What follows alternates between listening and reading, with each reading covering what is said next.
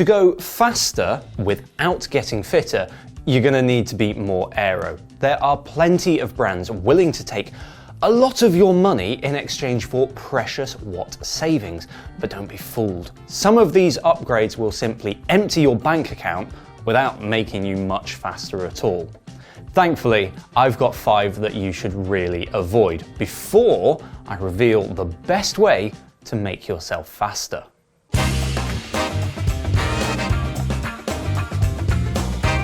Unless you're racing, a skin suit, when compared to a well-fitting jersey and bib short combination, won't actually make you much faster at all. Yes, I know all of the big riders in the Tour de France like to wear their skin suits, but let's be real, your weekend cafe ride won't be decided by incredibly fine margins. A skin suit is generally a little faster than a jersey and bib shorts combo, as it will hug the body a little more closely. They are therefore not the most flattering of items, and some can be rather uncomfortable too. Given their association with speed, skin suits are generally developed or tested in a wind tunnel, adding to design cost, which down the line will be coming out of your pocket. When I took a trip to the Silverstone Sports Engineering Hub, our wind tunnel testing showed the skin suit saved 3.6 watts over a standard jersey and shorts for a cost of £350. That's a whole load of money for a small saving.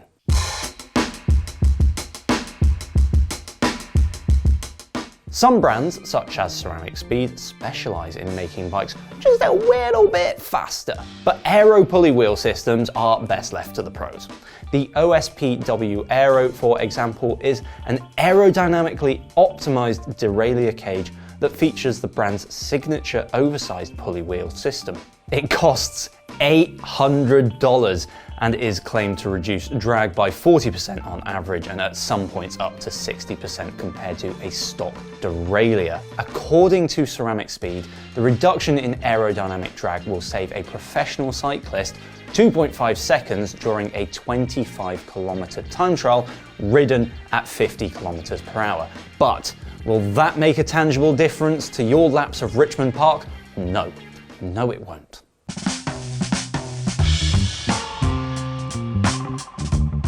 Despite the humble computer mount sitting in the wind at the front of your bike, getting an aero-optimized one isn't going to be much help.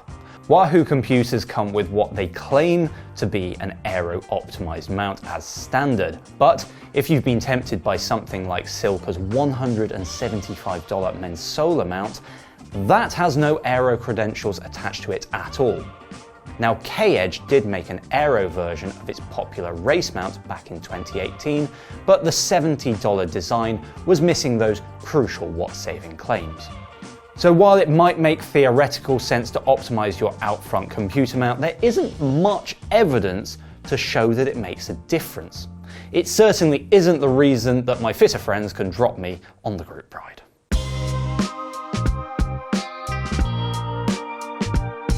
Sticking with the front end of your bike, and an aero handlebar might seem like a sensible upgrade, but the complex shapes of a carbon aero bar can land you with a big bill. An aero bar will have one of 2 features to look out for, and the first is obvious. The tops will be flattened out with a deeper profile that is designed to reduce drag over a round bar. But look out for a bit of flair. No, we're not getting all Italian about this. The shifter clamp area on this Envy SES Aero bar is a fair bit narrower than the drops. The idea is that you can be stable in the drops before getting all compact up top. That's crucial, but I'll tell you why in a bit. The minor issue is that a bar like this can cost $400. That's a huge chunk of money to spend in search of aero gains. For now, I'll warn you not to go expecting to see significant gains simply by going from a round bar to an aero bar.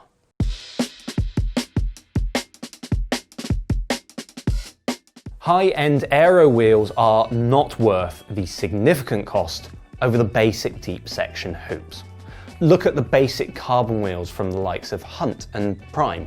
For less than £1,000 or dollars, you'll get most of the aero gains of the super expensive wheels. But even these cheaper options won't save you huge watts over basic alloy wheels. Let's go back to my day at the wind tunnel. The Hunt wheel set that I tested saved just over 10 watts compared to a Mavic Axiom wheel set. But Aero wheels can also save a bit of weight, so there are other benefits to be gained. We'd just think twice before dropping several grand on a set. And while we're on the subject of wheels, Aero tyres are kind of becoming a thing now.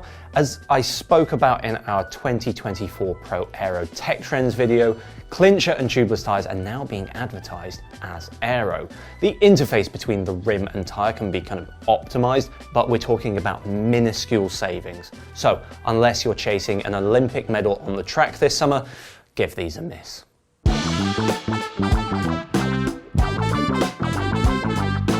I've told you where not to spend money, so what's the best way to make yourself more aero?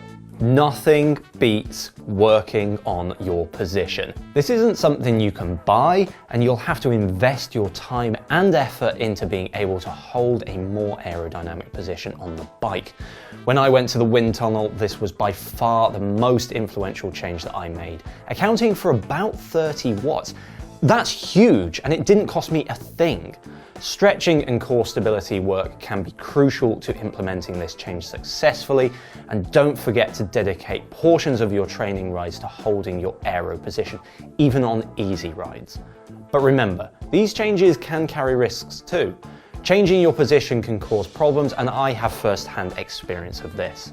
After my day in the wind tunnel, my saddle was raised, and this caused some knee pain on longer rides. That took a few months to heal as well. So if you're thinking about making a big change, I'd really recommend consulting a bike fitter. So those are the top 5 aero upgrades you shouldn't spend your money on. Are there any that I missed? Let me know in the comments. Now, if you want to know which upgrades to make and see how I saved 70 watts, then check out this video. Remember to like and subscribe, and we will see you next time.